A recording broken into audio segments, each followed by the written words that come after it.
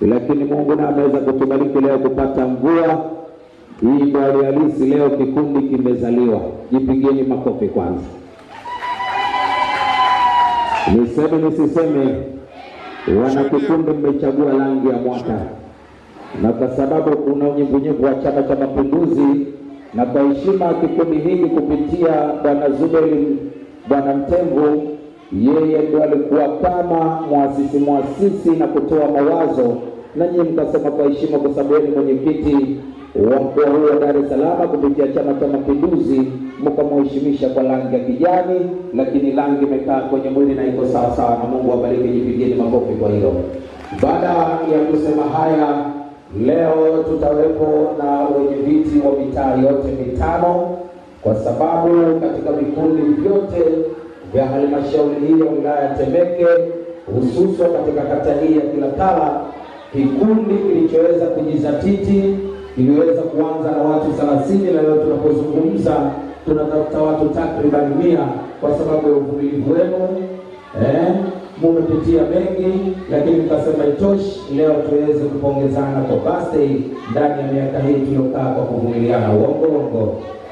Sasa jambo letu leo ni kula, kunywa, kukata keki, na wageni wataokuja waone mambo yetu tuliyofanya ndani ya miaka hii yote. Uongo. Na kama kuna kikundi chochote kimealikwa, leo utajifunza kupitia kikundi chetu. Kwa hiyo tunaposikia nyimbo yote, DJ wangu naomba apeleke akina mama hao wenye furaha tuweze kupata burudani ya taarabu. Usikae chini mwanamke. Mwanamke mwezi huu wa 12 ndio mwezi wa kwenda kumaliza marejesho, ndio mwezi wa kwenda kusimamia ndoa, ndio mwezi wa kwenda kulipa hada, ndio mwezi wa kumshukuru Mungu kwa kila jambo unayopitia. Kwa hiyo unaposikia burudani ya nyimbo ya taarabu, unatakiwa usimame, uende kati, udansi kidogo, uburudike, huku tunasubiri baadaye utambulisho, kukabidhi sherehe kwa Mwenyezi Mungu, na hapo kwenda kujitambua kikundi chetu. Jiji ya damu, tumraha ili mtoto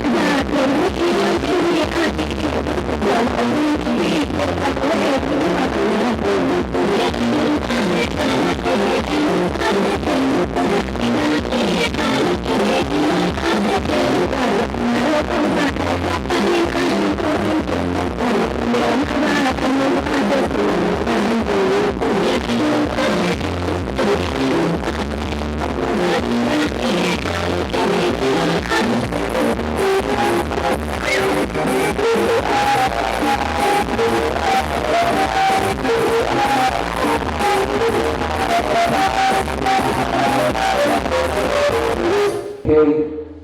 Yes sir. Okay. Tunaomba wanachama sasa, mwenyekiti wa kikundi tuwasiliane na wenyeviti wetu wa mitaa, lakini najua uwepo wa mwenezi wa Chama cha Mapinduzi mwenye jambo lake takribani ni wiki inayokuja, ni jambo la kitaifa lenye kualika katika wilaya zote husika wa jiji la Dar es Salaam. Yupo hapa, nimemwona bosi wangu, lakini naomba nitambue uwepo wa OWT wapo ndani, lakini naona uwepo wa vikundi vingine vilivyoandikwa siku ya leo nao vipo ndani. Naomba wenye viti wetu wa mitaa sasa tuwasiliane nao popote walipo, tuweze kuingiza ndani ya ukumbi huu, tuwakaribishe kwa mahaba yote, tuwakaribishe kwa mbwembwe zote, na baada ya hapo utaratibu wetu ili ziweze kwanza rasmi.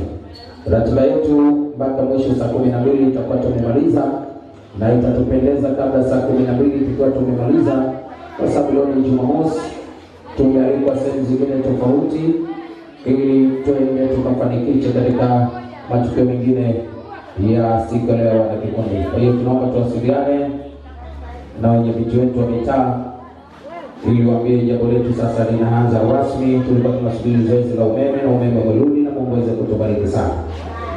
Lakini naomba wana kikundi, tutaenda kukaa kwa protocol sehemu zilizopangwa kwa ajili ya kukaa viongozi wa kiserikali.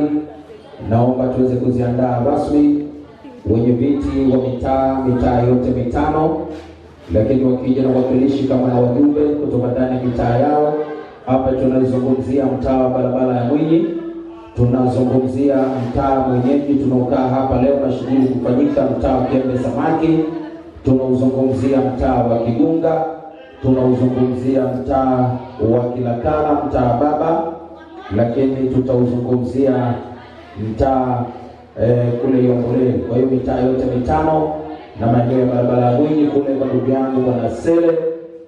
Kwa hiyo mitaa yote mitano, kama watapata huzuru basi tutaambiwa, lakini wakika wetu mwenyekiti, wenye viti wote watakuwepo hapa. Mwenyekiti wa kikundi, mambo yako sawa eh? Asante studio. Kwa hiyo naomba mwenyekiti, uongozi utaketi eneo na karibu na wenye viti. Yaani maana yake tukianza utaratibu wa utambulisho, nyinyi mkae maeneo haya. Na leo tutapata historia ya kikundi tangu mwaka 2015 kikundi tulipoanza, lakini tulikuwa idadi ya watu wangapi na kwa sababu gani leo tunafanya birthday, na atakwambia mwenyekiti mwenye afya yake ndio huyu peke yake. Yombo mzima anaongoza kikundi chake takribani watu 60, sasa hivi kinaenda na watu 100. Hebu mpigeni makofi na vigelegele. Asante. Sasa hebu mwenyekiti simama kati pale. Tukiongea kwa hivi tuoneshe sasa kwa ishara kubwa kwamba ni mwenyekiti ni huyu tu wa kikundi hiki, hakuna mwingine. Naomba DJ sasa nitafutie nyimbo nzuri. Naomba na kikundi wote twende pale tukampepee mwenyekiti kwa maandalizi mazuri, maana kipindi umeme umekatwa TANESCO naye pressure kwa inapanda. Sasa tukamshushe pressure, mwambie shughuli tunayo na tutatamba nayo na birthday iko pale pale. DJ bana, hebu twende tukampepee.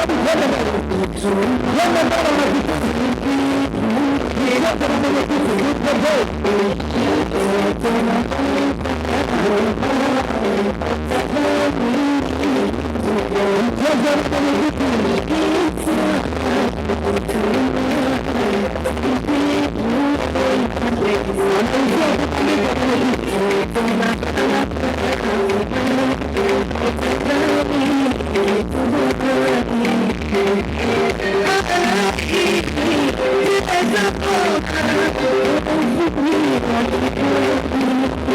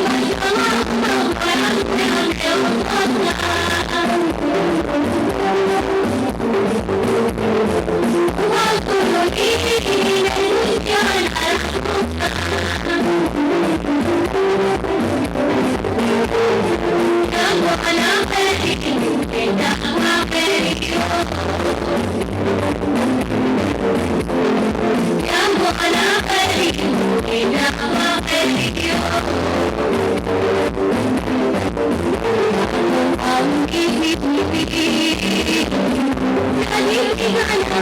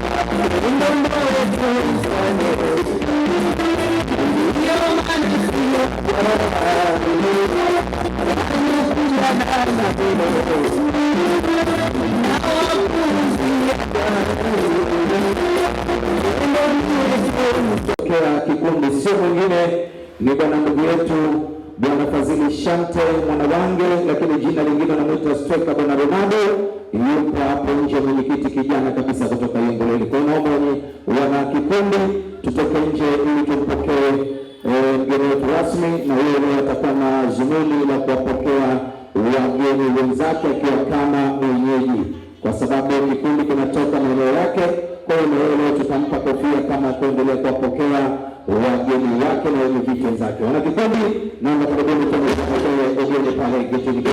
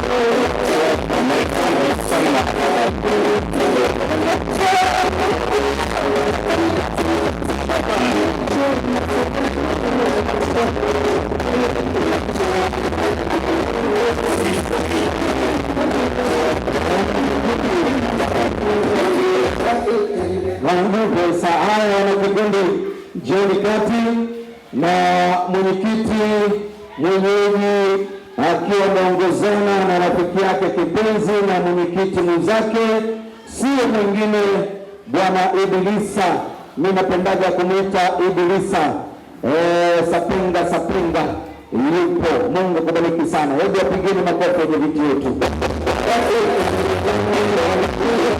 Asante. Lakini akiwa ameongozana na viongozi wa Chama cha Mapinduzi kutoka mtaa wa Yengoleli, lakini nimemwona mwenyekiti wa Chama cha Mapinduzi kutoka mtaa Kiembe Samaki, ndugu yangu, rafiki yangu, naye nilimwona akiwa ameongozana na mwenyekiti mwenzake wa kiserikali. Kama yupo nje basi na wewe karibu sana. Bado tunaendelea kusubiri viongozi wengine, lakini tunaomba kwa sisi tuliofika ili tuendelee na protocol, kwa sababu muda wetu mpaka saa 12 tuweze kukabidhi matokeo kama linavyokabidhiwa taifa kwa kushusha bendera. Ndio. Asalamu alaykum. Bwana Yesu asifiwe. Tumsifu Yesu Kristo. Mapendo, Jamhuri ya Muungano. Hebu mwangalie mwenzako, mpe mkono, mwambie taifa linatupenda. Mwambie taifa linatupenda. Asante, jipigeni makofi na vigelegele.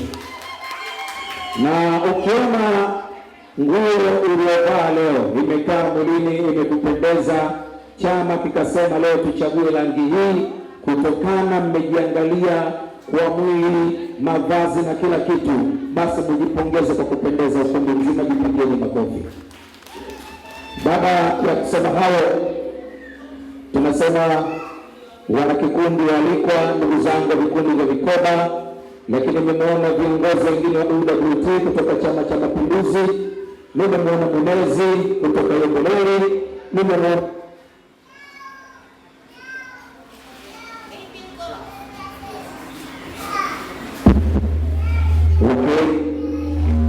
tumeona matajiri wengi sana, na Mungu aweze kutubariki siku leo. Kwa hiyo kabla ya kufanya yote, naomba sasa wana kikundi wote, naomba tusimame, tuje nje, tutafutie nyimbo yote.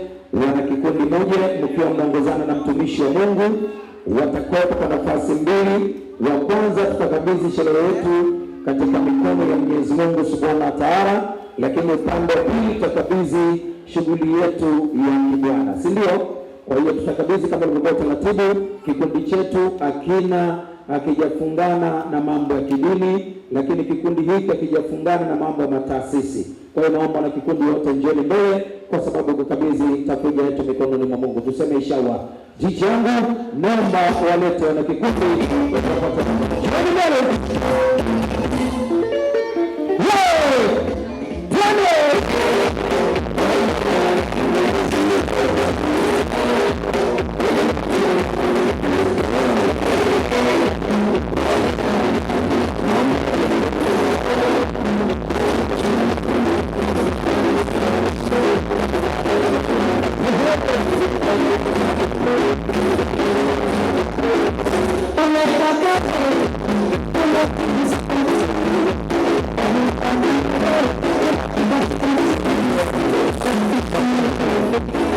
Naomba sasa wana kikundi mjipange kwa ajili ya kupata picha.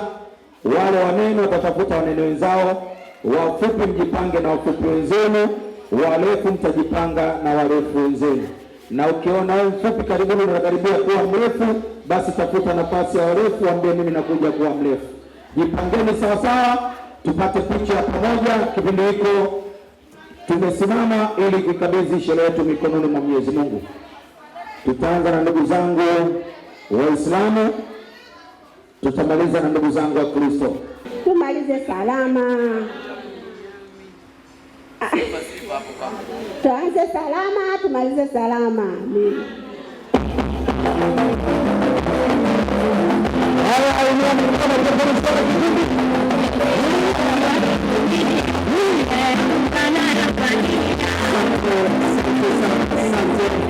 Wana kikundi mmependeza sana. Naomba sasa nimwalike aloandaliwa kwa sababu ya upande wa Kristo, ili tumkabidhi maiki, tukabidhi kwa Mwenyezi Mungu, tukabidhi kwa Bwana. Kwa niaba ya Kristo, mtumishi, njoo mama, inatosha hiyo. Kwa kikundi kinaongozwa kwa upande wa Kiislamu tu. Mimi naongoza kwa shughuli kwa imani. Nikisema bwana shughuli yetu ende kwa imani moja, mimi naendesha hivyo. Naheshimu sana maamuzi. Haya, mama, tupate neno kwa Bwana. Bwana asifiwe. Yesu asifiwe. Nashukuru kwa uwepo wako. Mwenyezi Mungu, tunakuomba utujalie katika shughuli yetu hii, katika jina la Yesu. Meza kuu, naomba tusimame. Tutakaa dakika kadhaa kwa kuwakumbuka ndugu zetu walikuwepo ndani ya vikundi hiki, waliondoka na kwenda Mungu aliwapenda zaidi.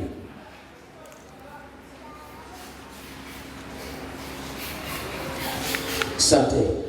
Mwenyekiti, karibu sana kwa sababu ya kuwakaribisha wageni waliokuwa mabibi na mabwana. Naomba tukae sasa, kwa sababu baada ya kukaa kimya, maana yake ndugu zetu waliotangulia roho zao tupo nao, nafsi zao tupo nazo, lakini kimwili hatuwaoni. Kwa hiyo naomba kipindi tunafanya shughuli, basi ndugu zetu wale, inawezekana ukamkumbuka mmoja hapo, tukaanza kumwangalia hapa kama umemwona. Kwa hiyo tufanye shughuli nzuri. Leo ni birthday, naomba tufurahi muda huu, wakaribisha wageni walikwa, ndugu na jamaa, na utatueleza jambo letu leo linamaanisha nini. Lakini vile vile kamati hii unaweza ukaitambulisha kwa mmoja mmoja. Hata kama sio kwa moja, kwa muda unaweza ukaitambulisha hawa simama kwenye mapambo, hawa chakula, hawa vinywaji.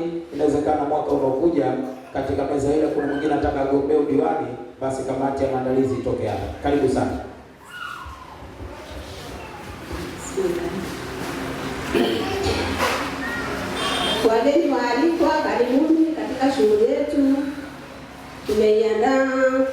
kikundi chetu cha Juhudi Group kuna wasimamizi wa vinywaji, kuna wasimamizi wa vyakula na wageni rasmi. Tunawakaribisha sana, karibuni sana, tusherekee wote. Mimi nimesimama hapa naitwa Amina Mitema, mwenyekiti wa Juhudi, kikundi cha Juhudi ambacho tumeanzisha mwaka 2015 mpaka dakika hii. Na mgeni wetu tulimkusudia Mtemvu ambaye alituhasisi tangia kipindi hicho tuanzishe kikundi na tukapata kijiwe tukajenga, lakini na vile vikundi vilikuwa vingi kidogo katika mtaa wa Ngoleni, lakini bahati mbaya vingine vyote vilikufa na kufariki. Ila hiki hapa Mwenyezi Mungu akatujalia tukapambana usiku na mchana katika watu kuanzia watu 30 mpaka 50 mpaka sasa hivi tuko watu 60. Kwa maana hiyo usiku na mchana tunapambana, tunapanda, tunashuka na milima mpaka hapa tulipofikia. Wageni karibuni, wageni waalikwa karibuni, tusherekee shughuli yetu.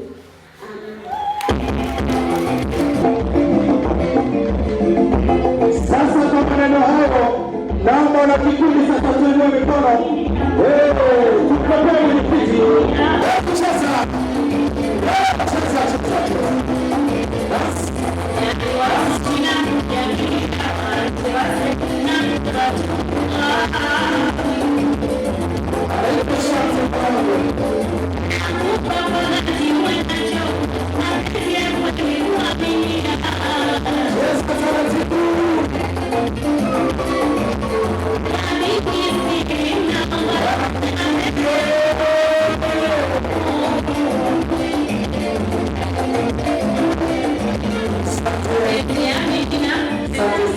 Sasa wageni walikwa, mabibi na mabwana, hiki ndio kikundi chetu kama waliweza kuambiwa au kuelezwa tangu 2015. Kikundi hiki bado kinadumu kwa kufatana, kwa kujaliana kwenye shida, kwenye raha, na leo ni siku wanarudisha kumbukumbu ya birthday yao, siku kilipozaliwa kikundi hiki. Naomba tuwapigieni makofi na vigelegele. Asante. Sasa mwenyekiti, naomba uongoze msafara wako, twende tukakae, na baada hapo sasa tutaendelea na ratiba yetu. Kipindi mmekaa watoto mliozaliwa tangu 2015, wengine humu ni wakubwa, sasa tutaanza kuwaita watoto na tutawaamrisha, kwa sababu sisi hapa ukumbini ndio wakubwa, nyinyi ndio mliotualika watoto. Uongo. Haya, watoto mliozaliwa 2015, twende tukakae.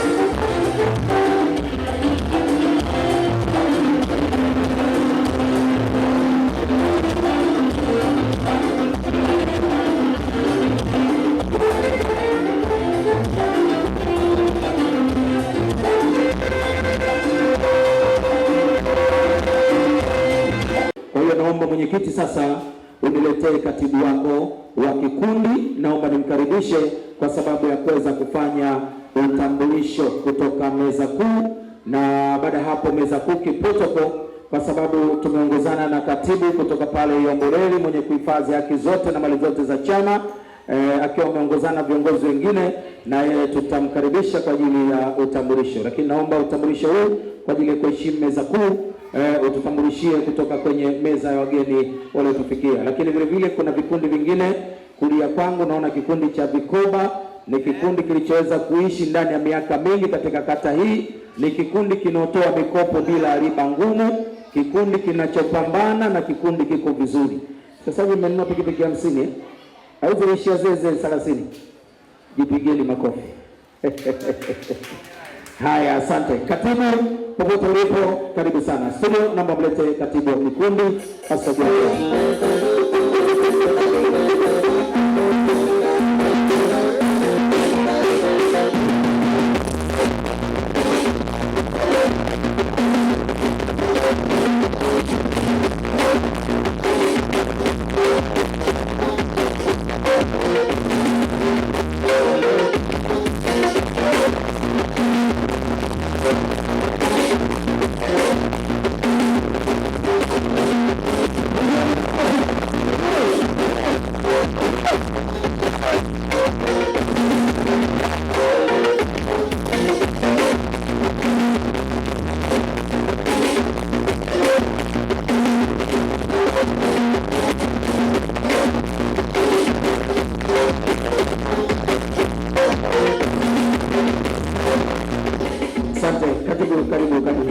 mpigeni makofi katibu. Ukisikia kikundi chochote, maana yake huyu ndio mwenye taasisi. Kwa haraka maana yake huyu ni mwenyekiti, yeye ndio mwenye taasisi, mwenye wanachama. Lakini huyu kwenye vikundi mara nyingi taasisi kubwa katibu anaajiriwa. Sasa siku nyingine huyu anakosea, katika 1000 anaandika 10,000. Kwenye kujiongezea mumsamehe, kwa sababu kuna kununua peni na makaratasi. Lakini kikundi hiki katibu huyu hawezi kufanya hivyo, kwa sababu anajua mapambano haya ni yetu wote. Mpigeni makofi na vigelegele. Sasa katibu, naomba nikupe nafasi kwa ajili ya kufanya utambulisho wa meza kuu. Na utambulisho huu mwenyekiti akasema iwezekani haje katibu yangu nikikaa mimi kushoto kwangu anaandika haki zote na kuhifadhi mali za kikundi. Kwa hiyo naomba ufanye utambulisho meza kuu tukule ya serikali na kichama. Kwa hiyo utaanza kichama kwa sababu tuko na kiserikali, utaanza kichama na baada ya kichama tutaenda kiserikali. Karibu. Juhudi mpo? Juhudi mpo? Mimi katibu msaidizi jamani, lakini kwa leo itabidi nishike usukani. Nitatambulisha viongozi wenzangu, akiwepo mwenyekiti, naona nimeshamuona hapa. Pana mweka hazina wetu, inabidi aje hapa atoe neno.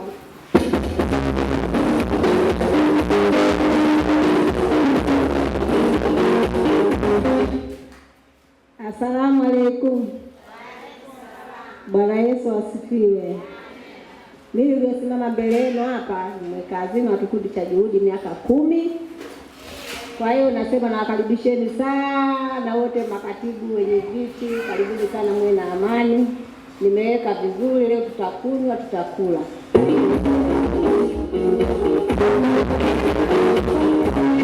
Asante mweka hazina.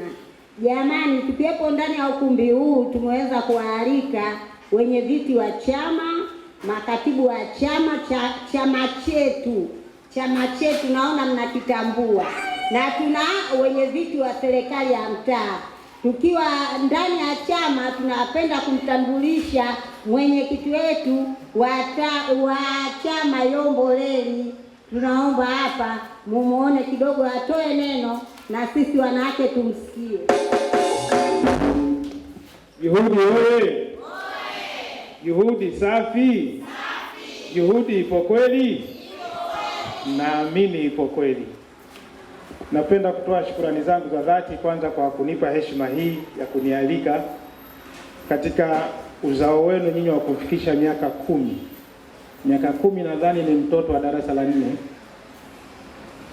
Ni mtoto aliyezaliwa kaanza shule, sasa yuko darasa la 4 na nataka kwenda la 5 kwa sababu mwaka ushaisha. Hongereni sana kwa hili. Napenda kuwapa neno moja tu, kwa sababu unapoanzisha kitu lazima unakuwa na malengo. Mnaweza mkaanzia na lengo dogo tu, labda mmeanzisha kwa ajili ya kuzikana, kusaidiana kwenye matatizo, lakini kadiri siku zinapozidi kwenda hamwezi mkaangania sehemu moja. Mnatakiwa mjipanue. Mlikuwa mnasaidiana kwenye kuumwa, kusaidiana juu ya kuzikana, lakini hamwezi mkaishia pale tu, kwa sababu unapoishia pale tu kwa kuzikana na kusaidiana ndio mwisho wenu mmeisha. Mnatakiwa mpanue wigo wenu, mwanzishe miradi.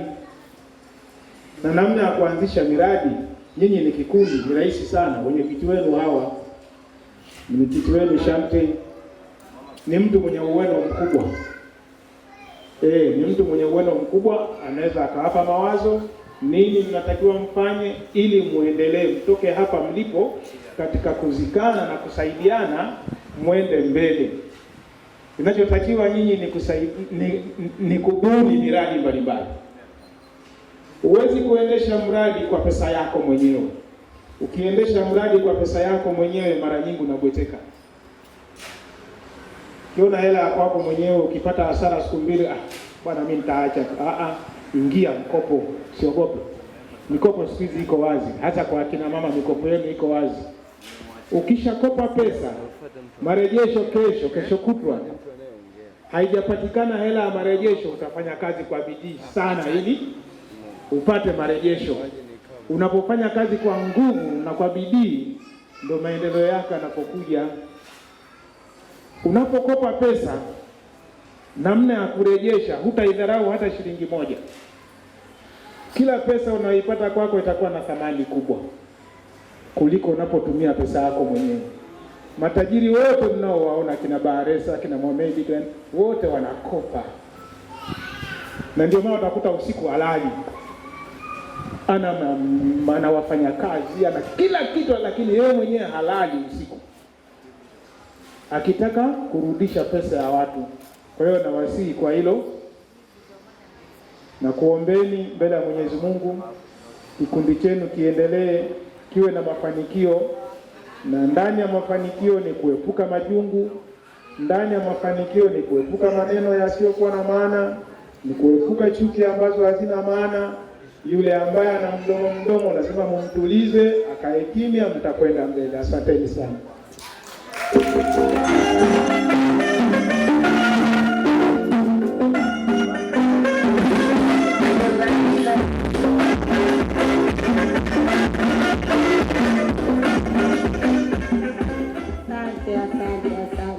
Tunamkaribisha katibu wa chama chetu kinachotisha ndani ya Tanzania. Hapa kidogo atupe neno ili mradi tupate nafasi. Haya. CCM oye, sijui. Jioni oye. Kina mama oye. Jamani, mimi kwanza nimefarijika sana. Nimepata bahati ya kualikwa kwenye hichi kikao, lakini mengi ameyasema mwenyekiti wangu mzee Matoto. Mimi sitasema sana, lakini sitokuja hapa kama ni wageni waalikwa, na kwa niaba ya mgeni rasmi Mheshimiwa diwani wa kata ya Takala, ndugu yangu Eric Magoa amesafiri mpaka Fijiko. Haya, wanajumuiya, tunamkaribisha mwenyekiti wetu wa serikali ya mtaa Moreni, akiwa ameongozana na pacha yake wa Yombo Kilakala, lakini ataanza mjumbe wa serikali ya mtaa wa Moreni, kisha atamkabidhi mwenyekiti wa serikali ya mtaa Yombo Leni.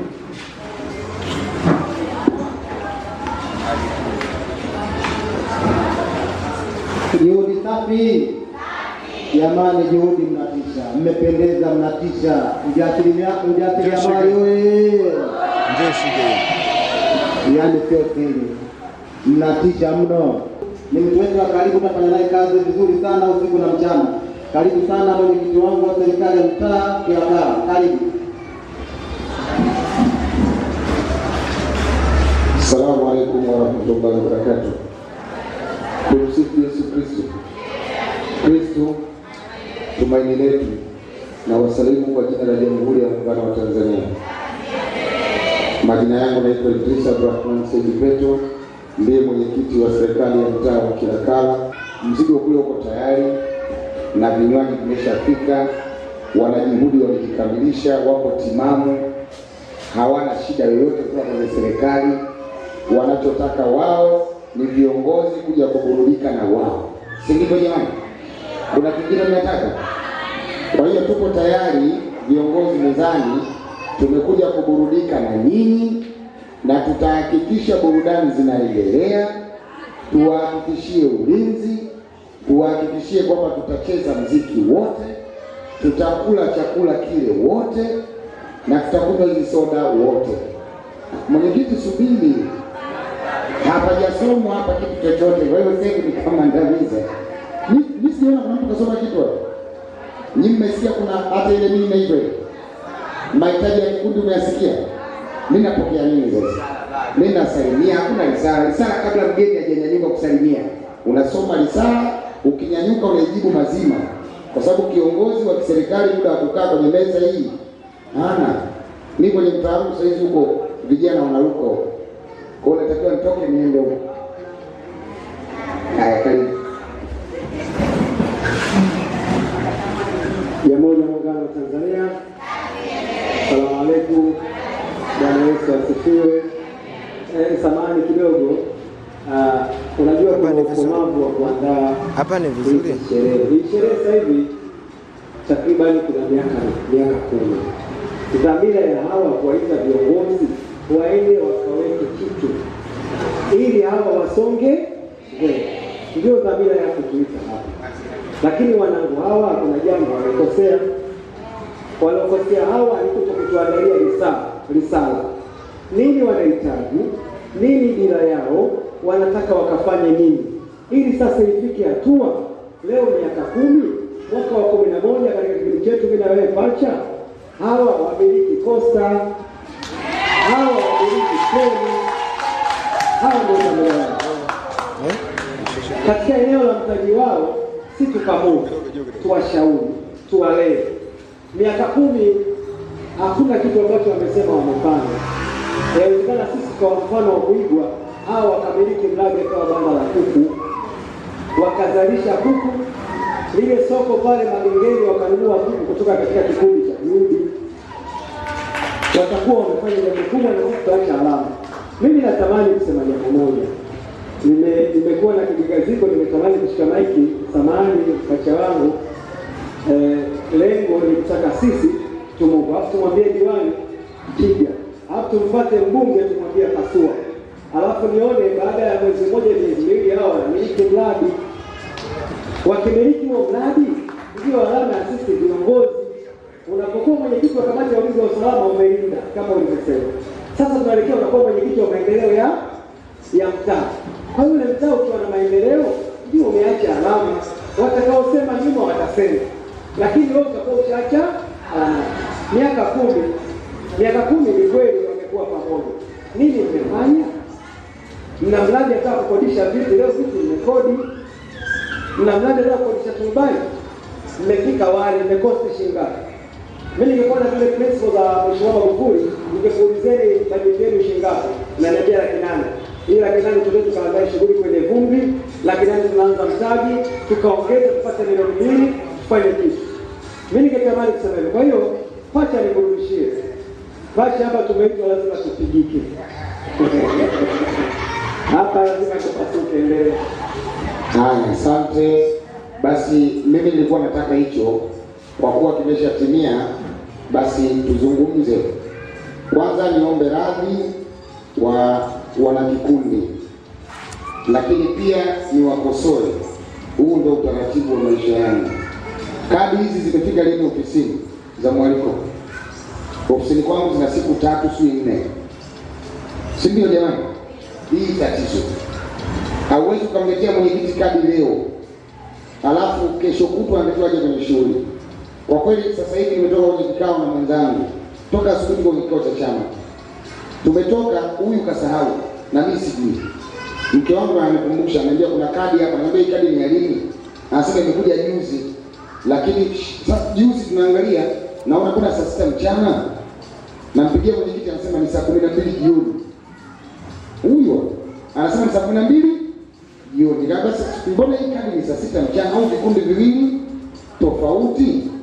Ikabidi tukutane mimi na huyu tuangalie kadi zetu sasa. Kadi zote aina hii. Maana wote tumealikwa sehemu hii. Tukaambiana huyu sio saizi, sio jioni, ni saizi. Nikapiga simu kwenye ile kadi. Sio namba ya mwenyekiti, ndio ananiambia huku shughuli inaendelea, kuna shughuli inaendelea. Kwa hiyo tusameheane wote kwa pamoja. Kwa hiyo ili kuthibitisha upacha wetu, chochote atakachotaka yeye. Kwa hiyo fursa naiacha kwa mwenyekiti wenu wa mtaa, atakachosema yeye, wenye viti tutoe.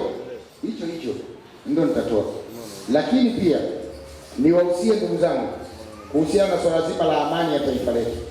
Tumetoka tarehe 29 na machafuko madogo, tumekuja Desemba 9 tumepenya salama, lakini tunaondoka 25 tunatakiwa tupite tukiwa salama. Sawa ndugu zangu, Mipango ya wenyeviti wenu wa serikali za mitaa ni mikubwa sana.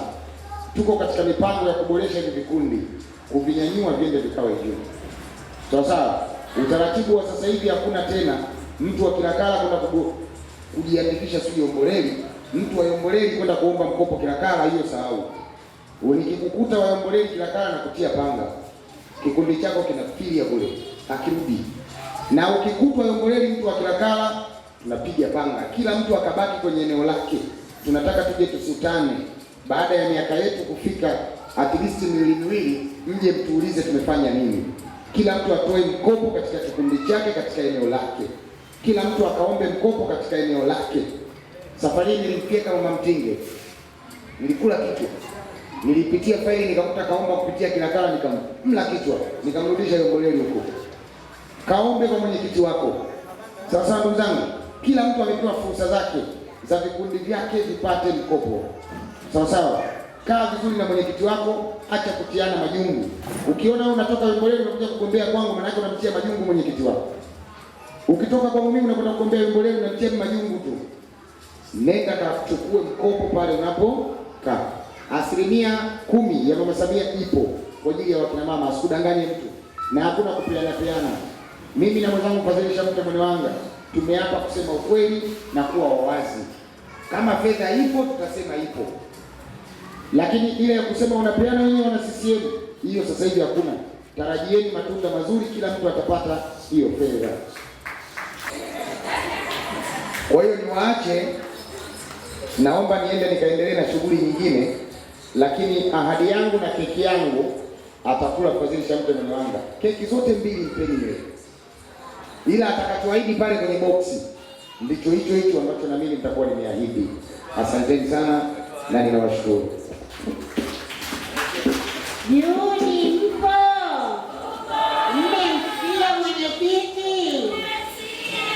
Baada ya kukaa kuna uongozi mzito wa UWT Yomboleli. Mwenyekiti wetu wa wanawake Yomboleli ameingia. Tunaomba mwenyekiti ukae eneo hili huko aliloondoka mheshimiwa.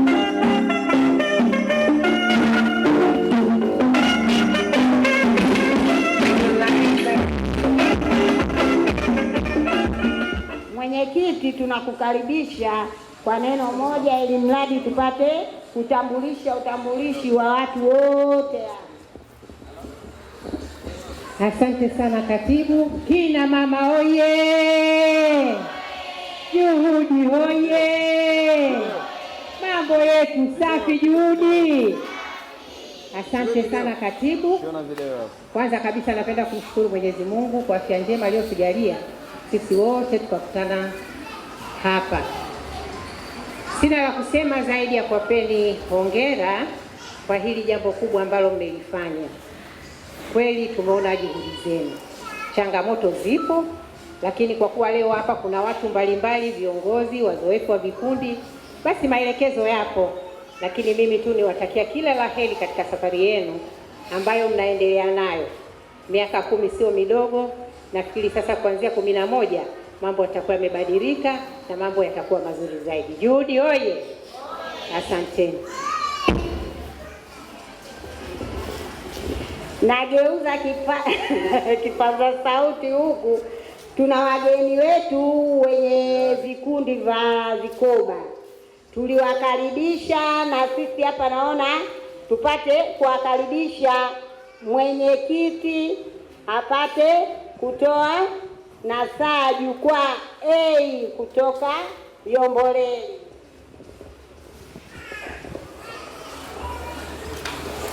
Juhudi Juhudi safi.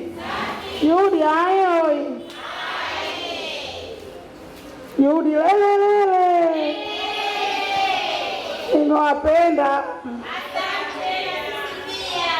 Jamani, mimi nikiwa katibu wa jukwaa Yomboleli. Jukwaa A, lakini ni wa majukwaa yote. Mimi ndo mwanzilishi.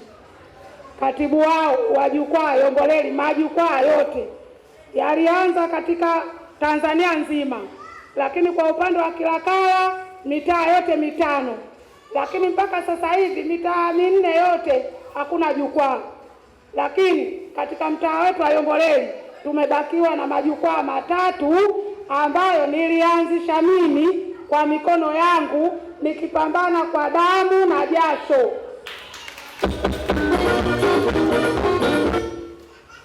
Kwa hiyo kuna majukwaa la kwanza ambalo nikiwa mimi mwanachama ni jukwaa A, lakini kuna la pili jukwaa B, lakini viongozi wake pia wapo hapa, lakini kuna jukwaa C, na hayo majukwaa yameendelea na mpaka hatimaye mpaka leo bado yapo na yanafanya kazi. Watu wanakopa, wanalipa, wanajenga, wananunua viwanja, lakini yote ni kwa jasho langu.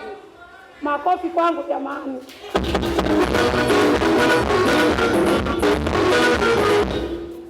Niseme juhudi, asanteni sana. Sisi kama wanajukwaa leo tupo na majukwaa yote A, B na C wote tupo na tuko pamoja, na tuko pamoja si kwa kuangaliana, hata kwa kusapotiana.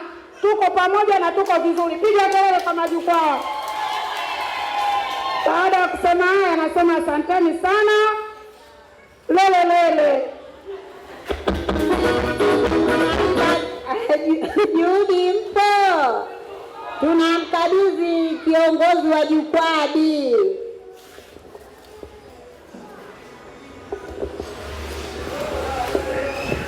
Tumsifu Yesu Kristo. Alaykum salaam. Bwana asifiwe. Mimi naitwa Prudensiana Celestini Rufusi binti Majura. Mimi ni mwenyekiti wa jukwaa B, ila mama yangu ni Nusrat, ndio mwanzilishi. Mama yetu tunampenda sana, ila na sisi tunashukuru kuwa na nyinyi. Tunashukuru sana, muendelee, ila mnatukaribisha sisi wageni hawa hatuji. Sisi tunawakaribisha kwetu, tunaendelea vizuri, hatuna shida, hatuna matatizo, hatujawahi kufika serikali za mtaa kushtakiana, tunaheshimiana kama hivi tulivyokuja hapa. Nashukuru, asanteni. Juhudi mambo. Tunamkaribisha mwenyekiti wa jukwaa C.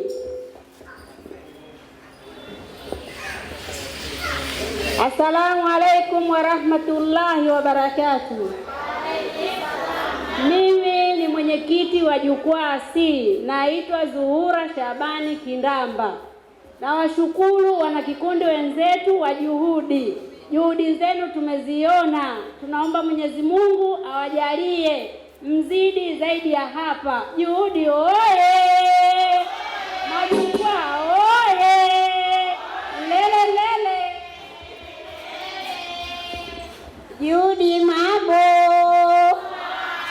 Tunakikaribisha kikundi cha upendo Yomboleli. Katibu apate kutoa neno. Juhudi mpo? Juhudi poa? Juhudi kweli au? Kwa jina naitwa Juma Abdalla, ni katibu wa Upendo Group Yomboleli. Nasema juhudi mmetisha. Tunawapenda na salamu zenu zimefika Upendo Group. Asanteni sana. Jamani, mmeona vikundi vya wenzetu, tumewakaribisha, na sisi kesho na kesho kutwa mkikaribishwa na nyinyi msikose kwenda. Umoja ni nguvu, utengano ni udhaifu. Kazi kwako. Asante. Haya, jipigeni makofi yote mliotambulisha.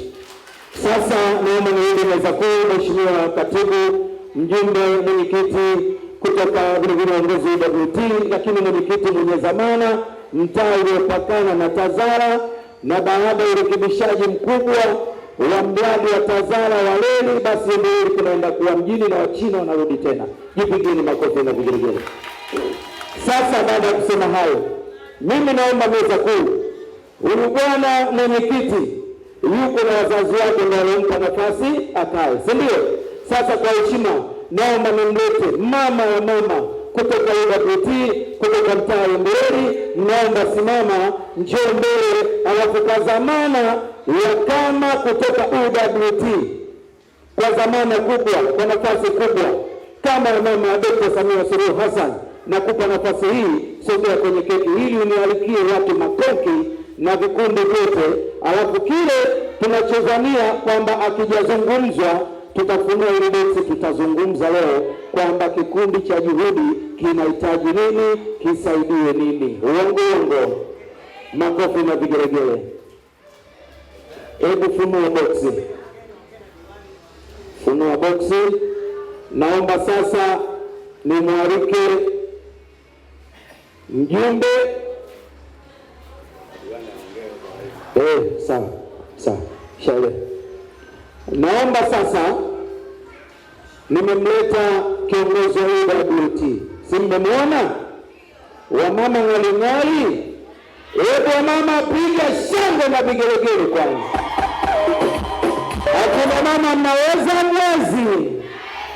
Wale wanaweza ineni mikono juu basi. Ukimwona mwanamke anaokota makopo ujue nyumbani kwake ana friji la kugandikisha juisi, si ndio? Usimuni kavuruga na mradi wake. Jipigeni makofi yenye mradi.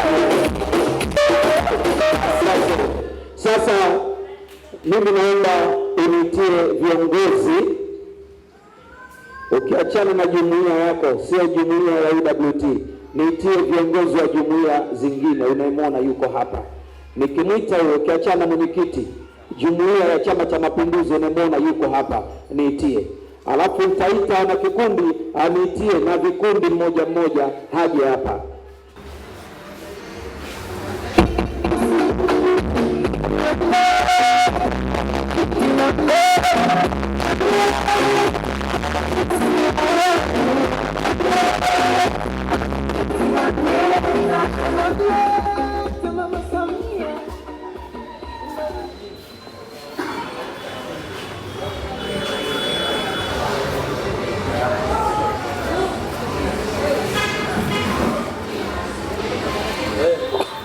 Asante. Basi nilikuwa naomba viongozi wa chama, mwenyekiti wetu wa serikali ya mtaa, mjumbe wetu wa serikali ya mtaa, wote kwa pamoja naomba niwakaribishe mbele ya keki hii ili tuweze kuendelea na zoezi letu. Karibuni sana.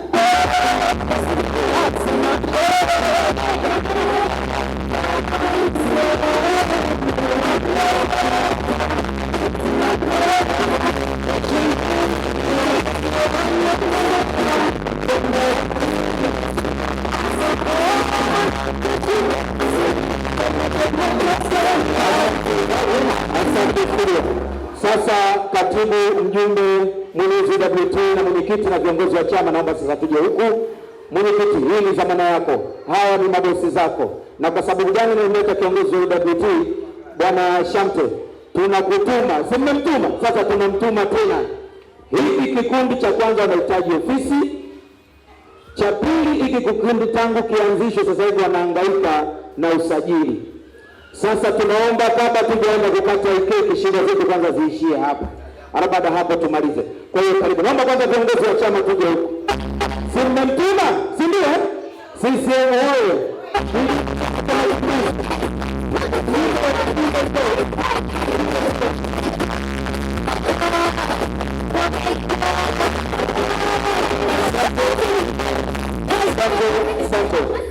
nilitamani mwenyekiti akampigia diwani, mwenezi akampigia diwani, UWT akampigia diwani, katibu akampigia diwani na viongozi wengine, lakini tunakutuma umpigie diwani sasa hivi tumsikie. Hakuna mbambamba.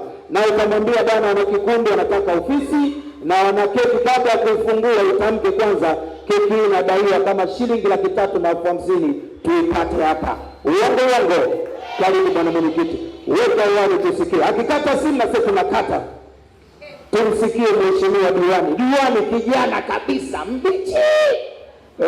Alafu na wenye viti wenyewe nao.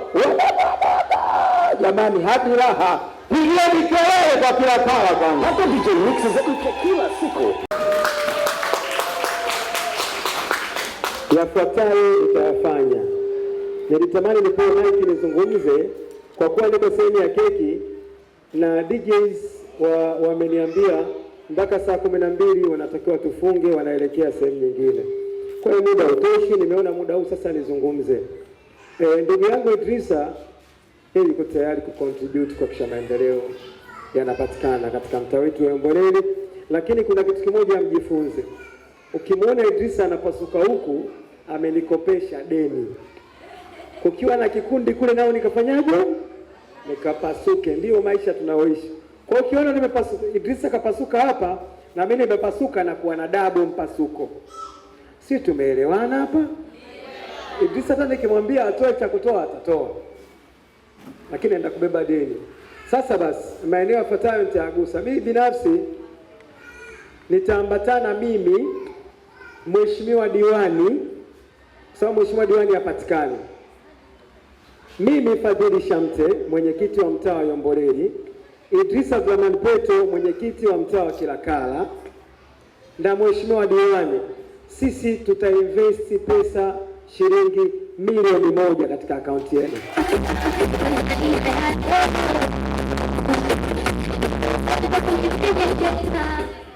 Tutahakikisha tunapambana ili kuona kwamba maendeleo yanafanyika. Kwa nini tunafanya hivi? Kikundi kina umri wa miaka 10. Mweka hazina mpaka sasa mna shilingi ngapi kwenye akaunti yenu?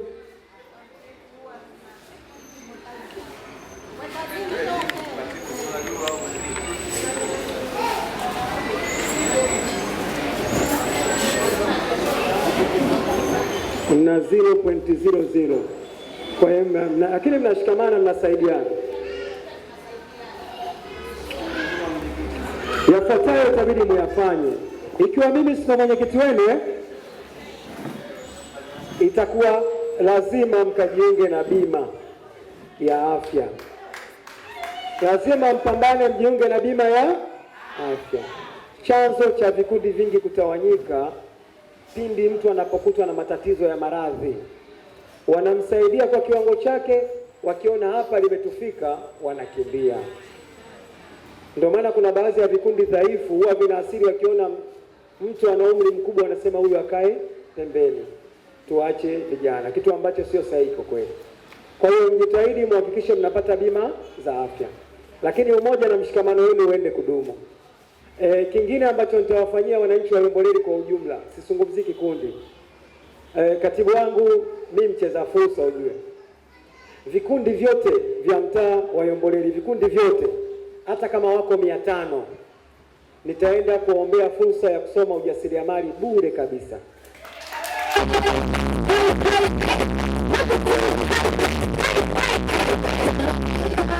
Mtasoma, nina nguvu na hali ya kufika ofisi yoyote, hata kama ya waziri mkuu, na uwezo wa kufika nikaingia nikaomba ile fursa. Na zile fursa zipo, ila viongozi tuna asili ya kuwaogopa viongozi wenzetu, lakini mimi na uthubutu huo nitafika. Nitafuteni watu mutimie 500. Gama taratibu hilo zoezi. Mtaandika majina ya yoyote, yani mama kuanzia miaka 18 mpaka miaka 70 unaruhusiwa kusoma, hamna tatizo. Utasomea ujasiriamali, kuna utengenezaji wa sabuni, kuna kushona vile vyarahani, sijui kuna upishi. Wengi tunapika, hatuna vyeti, lakini kina mama wengi wana uwezo wa kupika, lakini cheti cha upishi hatuna. Ikiwezekana watu wa catering katika mtaa wetu muwe wengi zaidi. Lakini leo hii kwa sasa hivi, katibu wangu, sasa hivi nimebahatika kusomesha watu takriban 102 katika mtaa wa Yomboleli, na wote wana vyeti vya VETA. Lakini kingine, masuala ya ujirani mwema, mwende mkazingatie. Kuna daftari huwa mnaliona linapita mtaani la mwenyekiti. Ile daftari kila msiba huwa tunashiriki. Sasa hivi tunatoa turubai, tuna turubai 3 tunatoa bure kwenye matatizo ya watu. Lakini kuna gari nimenunua pale ndogo, mtu akifiwa akiwa nauma usiku, fika ofisi ya sungusungu, fungua gari pale na acha, chukua gari, nenda mpeleke mgonjwa. Kama kuna maiti ibebwe ipeleke. Gharama hizo ni juu yangu miaka yote 5. Lakini lingine ambao nawasisitiza, juzi nimeenda kuchakata kamradi kamoja ka ujenzi, kamradi ka ujenzi wa miji. Mnajua neno mipango miji Kuna baadhi ya taasisi zinaanzisha mipango miji, wananunua eneo nje ya mji, wanakata barabara, wanakata viwanja. Nikaenda kuchakata na ile kampuni, nikasema wananchi wangu wana hali ngumu. Wananchi wako kutuletea kila kiwanja watamiliki kwa shilingi 100,000. Kwa hiyo tutakwenda Mlandizi siku ya Jumamosi, usafiri kwenda na kurudi shilingi 10,000, kwenda 5,000 mpaka site na kurudi 5,000, kwa maana kwamba itakuwa shilingi 10,000. Nafikiri hapa itaongezeka hela kwa ajili ya kutoka hapa Yombo kuelekea Mbezi. Lakini ile kampuni pia nikauliza, mna mwanasheria? Wakasema tuna mwanasheria. Kwa hiyo baada ya kuridhika kiwanja, mfano umechagua namba 203 kiwanja kule, unarudi nyumbani. Ukisharudi nyumbani baada ya siku 3, mwenyekiti, nimepata hela 100,000, unaenda kwa mwanasheria, unasaini, unachukua hati, unaenda kumiliki kiwanja chako kwa shilingi 100,000. Jumamosi ijayo tunaenda kufunga mwaka. Wananchi wangu, muwe na maendeleo. Na mengi ya kusema, naongea kwa spidi kwa sababu muda hauruhusu. Nirejelee kwenye keki. Ningeomba milioni yetu moja, mimi mwenyekiti mwenzangu na mheshimiwa diwani, milioni yetu moja, basi ningeomba mturidhie tule keki kwa pesa hiyo. Lakini chama chetu, Chama cha Mapinduzi, nacho vile vile ndio kimetuleta hapa, naomba nacho kiheshimishwe kwa hii shilingi milioni moja. Nawaombeni sana wanajiji.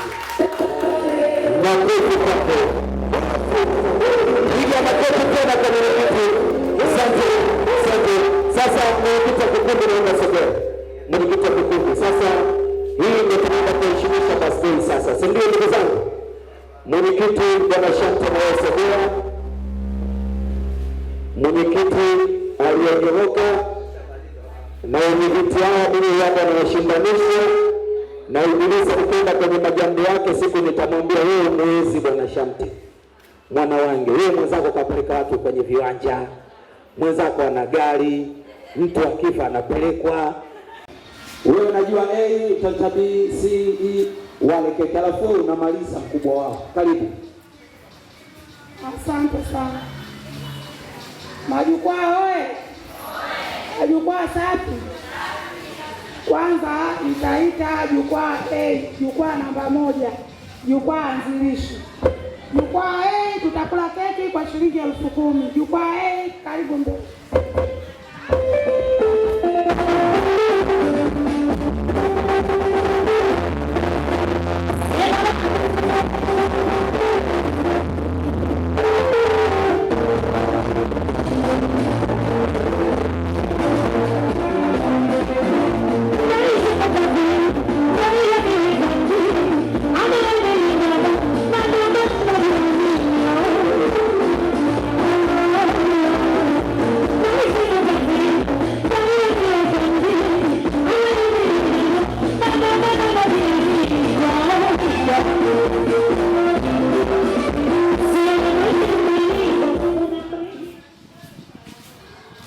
Sasa naita jukwaa B, mwenyekiti na wanachama wa jukwaa B, naomba mje mbele.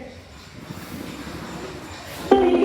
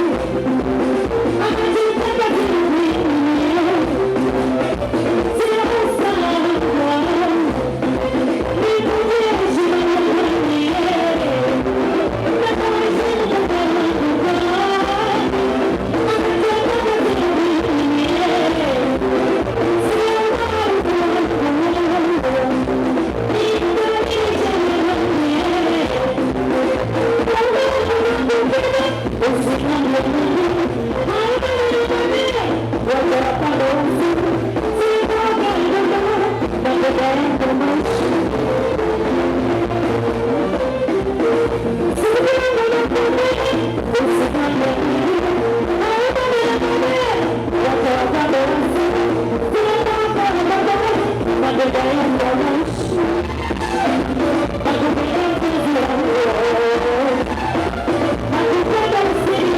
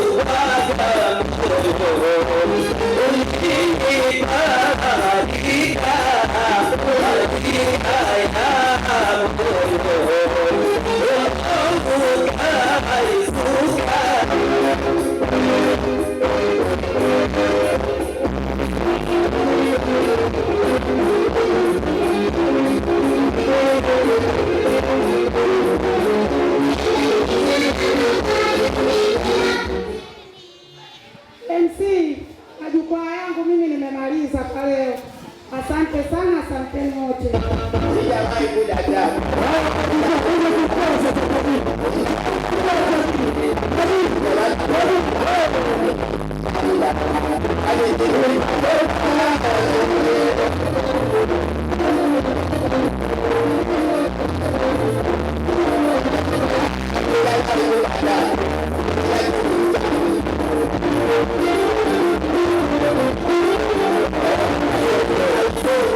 Asante sana. Kama namuona vile siku itakuwaje siku.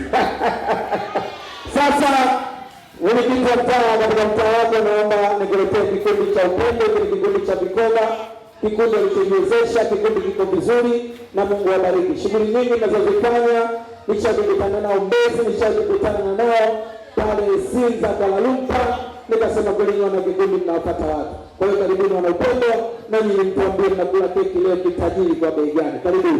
Ticha baba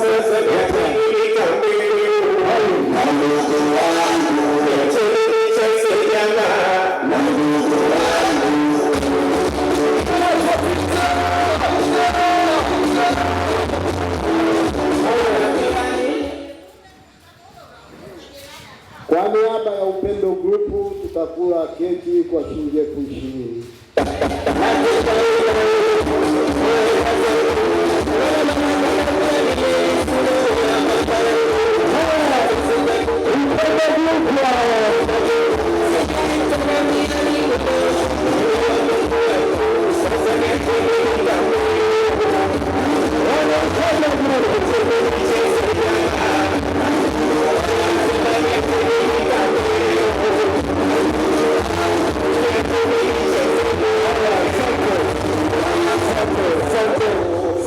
Kwa heshima ya mwenyekiti wangu, mwenyekiti wetu ni mpambanaji wenye viti vijana, wenye viti walokuja kubadilisha zile picha zetu. Tulikuwa tunaziona mitaa mingine, sasa tunaiona mitaani kwetu. Lakini mwenyewe mwenyekiti wetu ni mwana michezo, si tunamjua, timu yake mnaijua. Sasa mwenyekiti, nikuheshimisha, naomba nikuletea na Yanga wenzako, alafu hizo pesa kaa nazo, kama ukiona inapungua utaongeza. Alafu baadaye nitaleta watu wa Simba kwa niaba ya mwenyekiti mwenzako aliondoka, ili wewe ukiona mwambie bwana nimekupiga. Yaani mpigie simu bwana, huko Simba na kiasi fulani. Wana Yanga mpo? Au tulete Simba kwa niaba ya Ibilisa? Wana Simba hapa? Simba mpo? Wewe tulete Simba kwa niaba ya Ibilisa, si ndio? Wewe tualete iko. Sasa mimi naomba DJ, hebu weka jimbo la Simba kwa niaba ya bwana Ibilisa.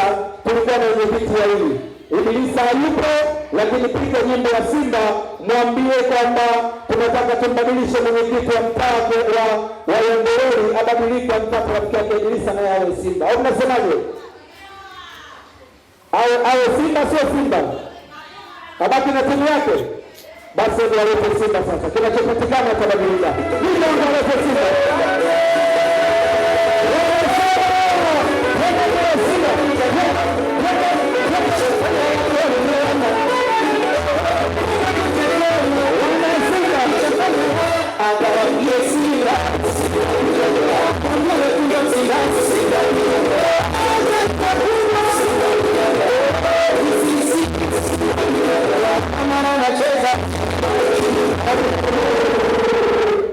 Simba mpaka kumfukuze Mungu. Yaani kuja shughuli tena. Simba mnakuja mji. Mnakuja. Hebu alete Simba mara mwisho tu.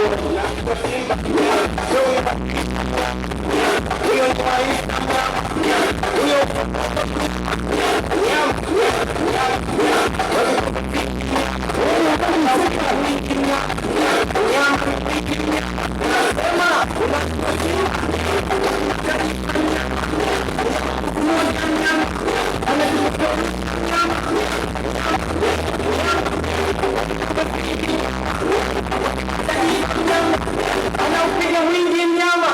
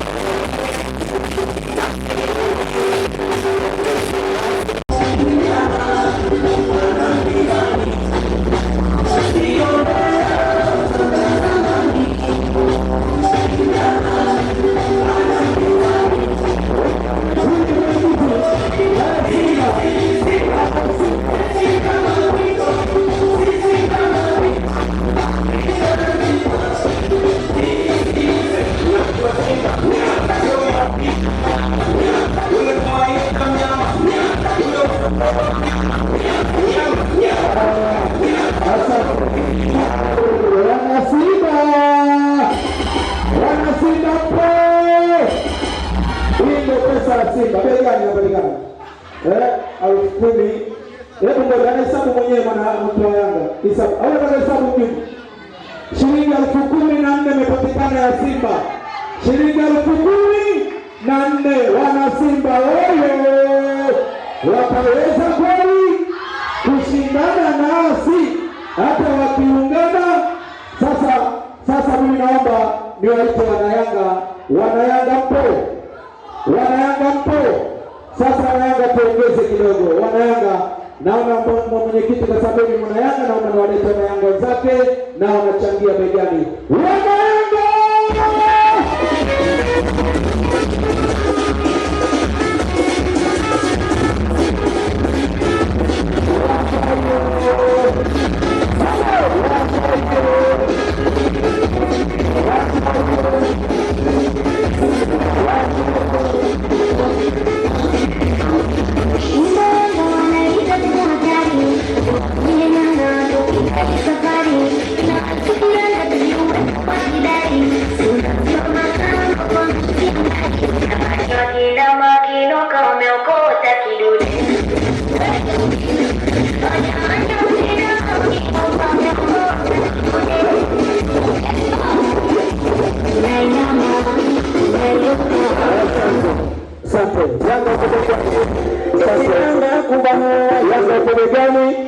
Yanga jamani Yanga.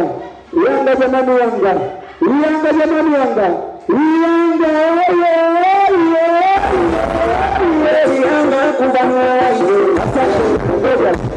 Shilingi 17,000 na shilingi 500. Kwa hiyo Simba imepita bei gani?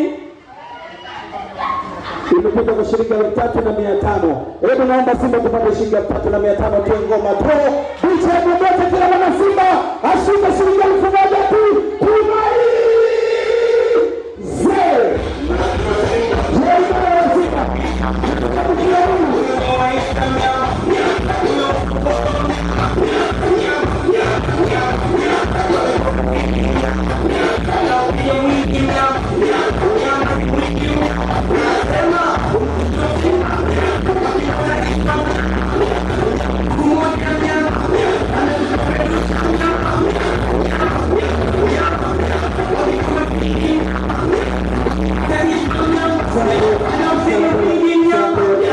Simba bado anakuja, ametoa shilingi 1,500. Shilingi 1,500 bado biashara sawa. Inakuja nyingine wana Simba anaongeza shilingi 1,500, shilingi 3,700, wanaongeza hadi 200, wanasema tuzidi pale.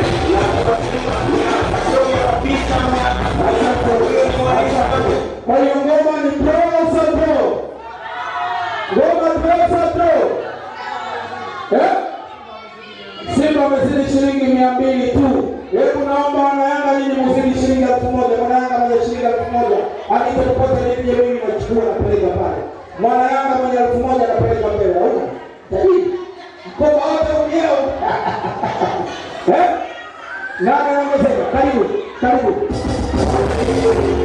Yanga kubana.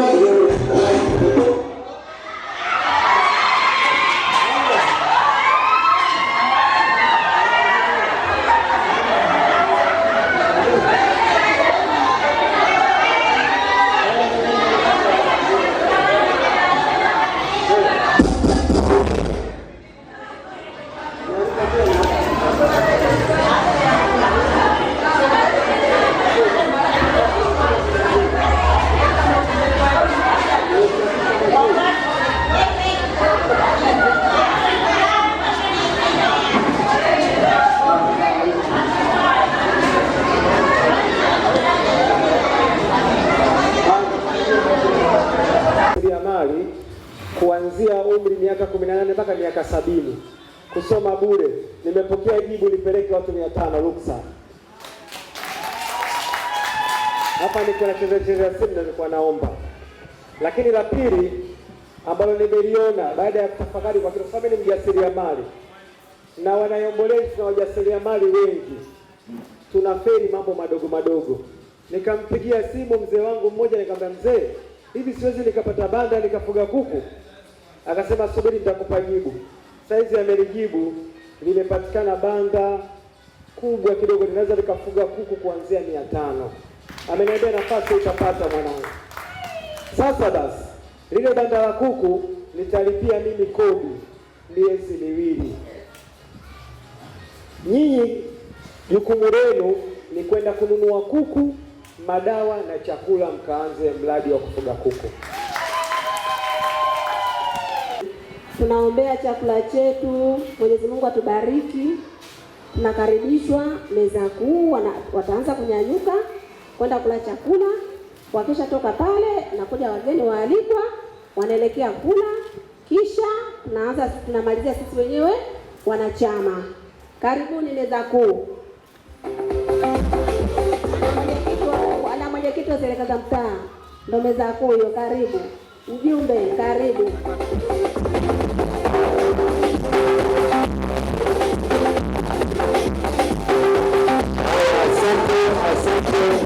Kwa sababu ratiba ya ndugu zetu wa muziki ilikuwa imeisha saa 12, ratiba zetu ziende kugota pale zilizopangwa. Sawa. DJ Damu, twende kazi.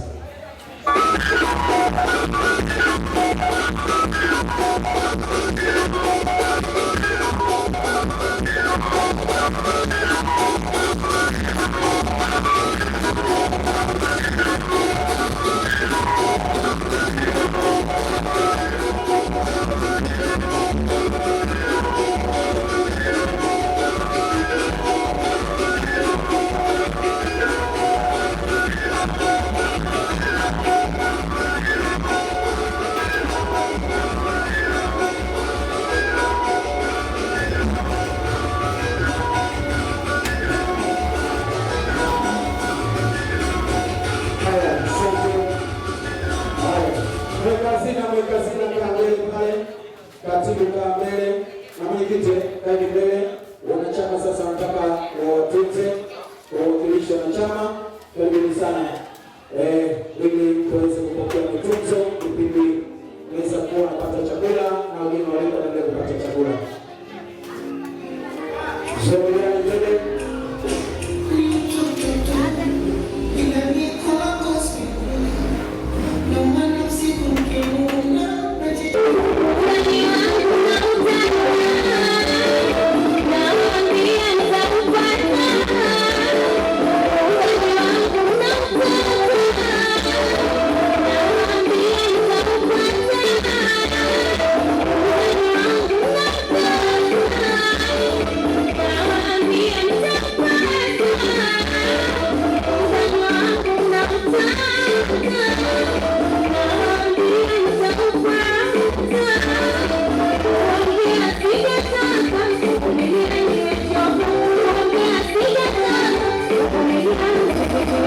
Pasala